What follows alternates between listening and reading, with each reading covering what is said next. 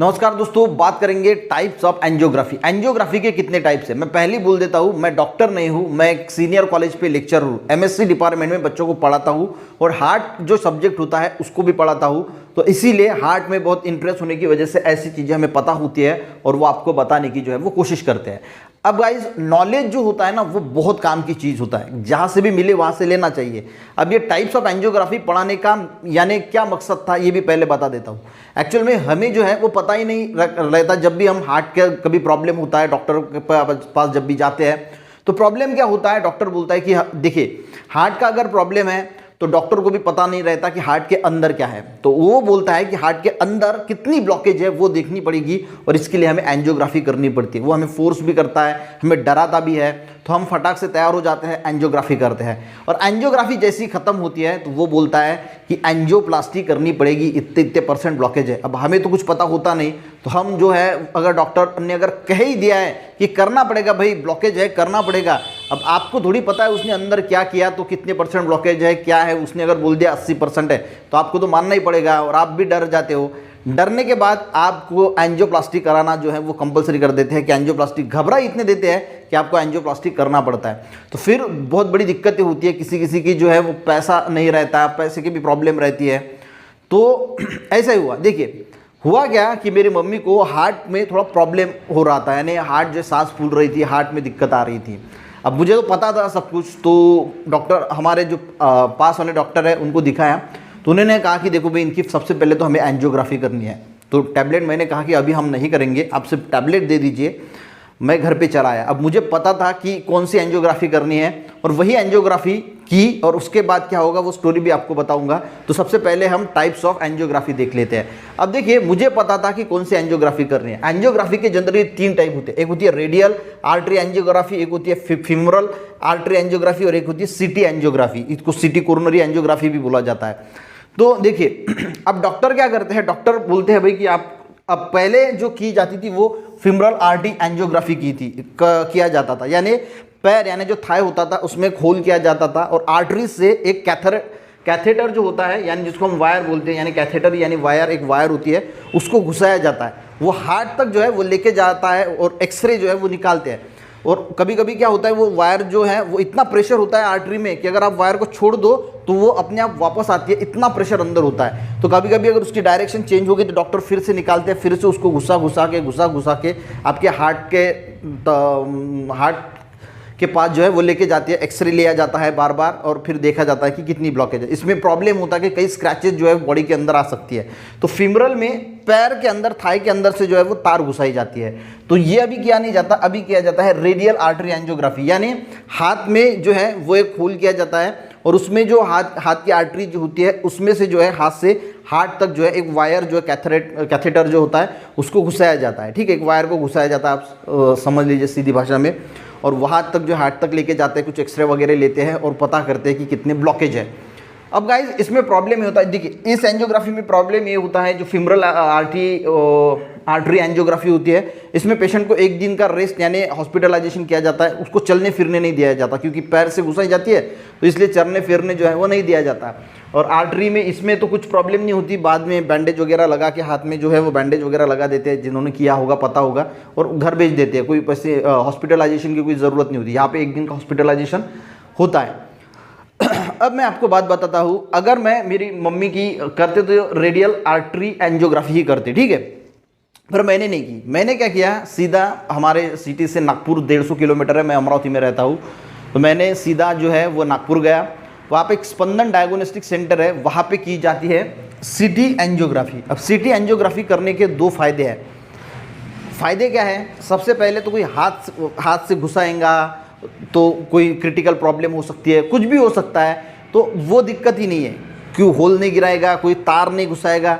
City coronary angiography या city angiography में क्या किया जाता है, एक इंजेक्शन लगाया जाता है कलर वाला, वो कलर चला जाता है और उसमें से एक एक्सरे लिया जाता है। 5 मिनट में जो है, सीधा समझिए, एक इंजेक्शन लगाया जाता है और उस इंजेक्शन के बाद आपकी एक एक्सरे ली जाती है। 5-10 मिनट का काम होता है और आपकी जो है वो एंजियोग्राफी हो जाती है। कोई दिक्कत नहीं होती, कोई प्रॉब्लम नहीं होता, कोई नहीं। ये जो 2 है एक मिनी ऑपरेशन ही है। ये जो रेडियल आर्टरी और फीमोरल आर्टरी एंजियोग्राफी है एक मिनी ऑपरेशन ही इसे माना जाता है। पर सिटी एंजियोग्राफी जो डॉक्टर्स होते हैं वो प्रिपेयर ही नहीं करते, क्योंकि उनका तो बिजनेस होता है भाई कि एंजियोग्राफी करने के बाद वो बोलती कि एंजियोप्लास्टी करनी पड़ेगी, इतनी % ब्लॉकेज है। अब हुआ ये कि मम्मी की तो करनी थी, तो मैंने पिताजी को बोला कि आप भी कर लो, अब आए हैं साथ में तो आप भी कर लो। हमने वहाँ पे एक सावल हॉस्पिटल है, वहाँ पे दिखाया था, तो वहाँ पे दिखाने के बाद उन्होंने एंजियोग्राफी बोला था, एंजियोग्राफी सीधा स्पंदन डायग्नोस्टिक पे करने के लिए चले गए। तो पिताजी का भी ट्रीटमेंट चालू, मैंने पिताजी की भी एंजियोग्राफी की। और देखिए मम्मी के हार्ट में जो है वो दर्द था, पर मम्मी के हार्ट में किसी भी तरह का कोई भी ब्लॉकेज नहीं निकला। वो प्रॉब्लम दूसरी वजह से हुआ था, एसिडिटी वगैरह से उनके हार्ट में थोड़ा दर्द होने लगा था, तो वो बाद में टैबलेट्स थे, ठीक भी हो गया। पर उनकी जब हमने एंजियोग्राफी की तो कुछ भी नहीं निकला, कुछ यानी 0% ब्लॉकेज। उन्होंने कहा कि कोई ब्लॉकेज नहीं, पर पिताजी को कुछ प्रॉब्लम नहीं था, पर फिर भी उनकी एंजियोग्राफी की तो देखा कि 20% 2 ब्लॉकेज है। अब 20% में तो पता नहीं चलता, अगर आपने मेरी पुरानी हार्ट की वीडियो देखी होगी तो 70% ब्लॉकेज तक तो हमें पता ही नहीं चलता कि कुछ है। उसके बाद 80% होती है तो चलने में दिक्कत आती है, 90% दौड़ने में दिक्कत आती है, तो ऐसा वो होता है। तो 20% की है। और एंजियोग्राफी करने का मेन उद्देश्य क्या होता है, देखिए हार्ट एक ऐसी बीमारी है जो छुप छुप के आती है, आपको तो पता भी नहीं चलता कि आपको हार्ट की बीमारी का 70% ब्लॉकेज होने तक तो आपको पता भी नहीं चलेगा कि आपको ब्लॉकेज है। एंजियोग्राफी इसलिए करना जरूरी होता है कि एंजियोग्राफी अगर हम करते हैं तो हमें पहले ही पता लग जाता है कि ब्लॉकेज कितनी है। और ब्लॉकेज अगर कम परसेंटेज में, जैसे मेरे पिताजी को 20% ब्लॉकेज है, मेन इसमें है, यानी जो अगर अटैक आता भी तो मेजर अटैक आता। इसमें भी 3 टाइप्स होते हैं, major attack, minor attack, massive attack. इसका भी मैंने एक स्पेशल वीडियो बनाया है, वो क्या होता है, कैसे आता है, वो भी आप जरूर देख लेना। तो गाइज यानी हम पहले ही जो है वो प्रिवेंटिव मेजर जो है वो ले सकते हैं। जैसे अभी पिताजी जो है वो बहुत टैबलेट तो चालू है, मैंने कुछ होम्योपैथी की जो दवाइयाँ होती है, मुझे कुछ होम्योपैथी का मैं थोड़ा सा पढ़ाई करता हूँ, तो मुझे पता है कि जो दवाई होती है, मदर टिंचर आते हैं कुछ, वो भी चालू किया। और एक खास दवाई मैं आपको बताऊँगा नहीं, वो उनको मैंने चालू की। आप नक्शे अरेबिया करके एक मेडिसिन है, वो बॉटल आती है, उसमें अपना अदरक, जो गार्लिक, लहसुन वगैरह का मिक्सचर होता है, वो भी चालू कर दिया है। और बाकी जो टैबलेट्स है वो भी चालू किया है। अब पिताजी पहले एक्सरसाइज नहीं करते थे, अब उन्हें पता चल गया कि यार 20% ब्लॉकेज है, उसको अपने को रिवर्स करना है। अब बहुत सारे लोग बोलते हैं कि रिवर्स नहीं करते, तो मैंने बहुत सारी एक डॉक्टर अमेरिका के उनका भी एक वीडियो बनाया है कि ब्लॉकेज जो है वो रिवर्स किया जा सकता है।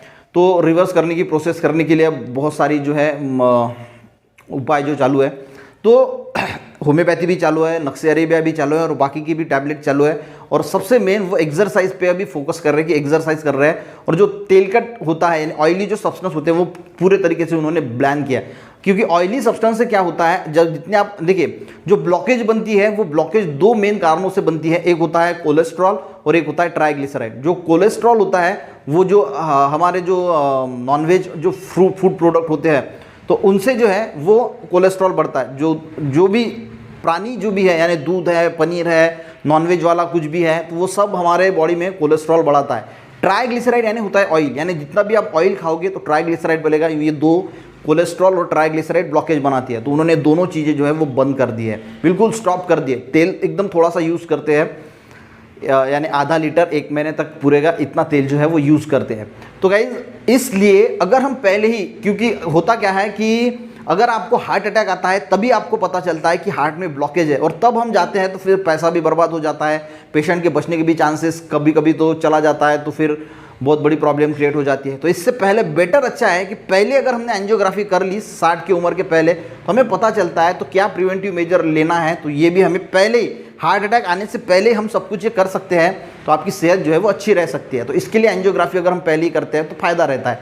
पर ये 2 एंजियोग्राफी अगर आप किसी को पहले करने को बताओगे, जैसे मैंने मेरे मम्मी को और पिताजी को बोला था, तो वो तो डर गए। हाथ में होल करेंगे, उसमें से तार घुसाएंगे, वो तार खींच के हार्ट तक ले जाएंगे, अगर कुछ बीच में प्रॉब्लम आती है निकालेंगे और डालेंगे हार्ट तक, तो कितनी स्क्रैचेस वगैरह आएगी, तो वो डर गए। वैसे करनी नहीं थी, तो मैंने कहा कि भाई हम CT एंजियोग्राफी करेंगे। नागपुर में मैंने कहा कि स्पंदन डायग्नोस्टिक में किया था, 8,500 रुपये जो है वो खर्चा आया था उस एंजियोग्राफी करने का, और 10 मिनट में जो है वो काम हो गया था। 10 मिनट में रिपोर्ट मिलने के लिए थोड़ा टाइम लगा था, पर 10 मिनट में वो रिपोर्ट जो है वो मिल गया था। तो ये बात है गाइस। तो CT एंजियोग्राफी में कुछ भी नहीं है ज़्यादा डरने की। एक इंजेक्शन लगाया जाएगा, आपको मशीन होती है उस मशीन में लेटाया जाएगा, उस मशीन में कुछ एक्सरे वगैरह लिए जाएंगे, 10 मिनट में आपका जो है वो एंजियोग्राफी हो जाएगा। वीडियो बनाने का मकसद इतना ही था गाइस कि बहुत सारे लोगों को अवेयरनेस नहीं है हार्ट की, तो अवेयरनेस भी फैलाना एक उद्देश्य था कि लोगों को पता चले कि ऐसी भी एंजियोग्राफी मौजूद है, पर डॉक्टर बताते नहीं। डॉक्टर इसलिए नहीं बताते कि डॉक्टर अगर सबको बताते जाएंगे फिर तो उनको धंधे पे बहुत परिणाम आएगा, क्योंकि ये वाली उनके लिए फ़ायदेशीर होती है, ठीक है। ये 2 वाली जो ऊपर की ये रेडियल वाली फ़ायदेशीर होती है। सिटी एंजियो, इसलिए मैंने पहले ही बोला था वीडियो में, नॉलेज रहना बहुत इंपॉर्टेंट है। अगर मुझे नॉलेज ही नहीं होता कि ये प्रकार की एंजियोग्राफी होती तो मैं ऐसी कुछ कर लेता। डॉक्टर बोल देते कि एंजियोप्लास्टी करनी है तो घबराहट से एंजियोप्लास्टी भी कर डालते।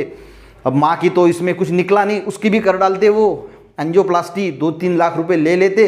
अब ये करने के बाद हमें पता चला कि चलो मम्मी को तो कोई ब्लॉकेज है नहीं, कोई टेंशन नहीं, पिताजी को है तो 20% है, तो उस पर हमने जो है वो चालू कर दिए है सब प्रिवेंटिव मेजर्स। तो ऐसा हम कुछ कर सकते हैं, और ये करने के लिए मैंने इस उद्देश्य से ये वीडियो जो है वो बनाया है कि आपको टाइप्स ऑफ एंजियोग्राफी में एक सिटी एंजियोग्राफी भी जो है वो होती है, ये पता चले, ये नॉलेज मिल सके, ताकि कभी अगर आपको भी ऐसे अगर एंजियोग्राफी करने की, और एक्यूरेसी की बात करें तो इन दोनों में से ये ज़्यादा एक्यूरेसी भी इसकी जो है मानी जाती है। ऐसा नहीं कि इसकी एक्यूरेसी नहीं है, तो ये ज़्यादा एक्यूरेट माना जाता है, ठीक है।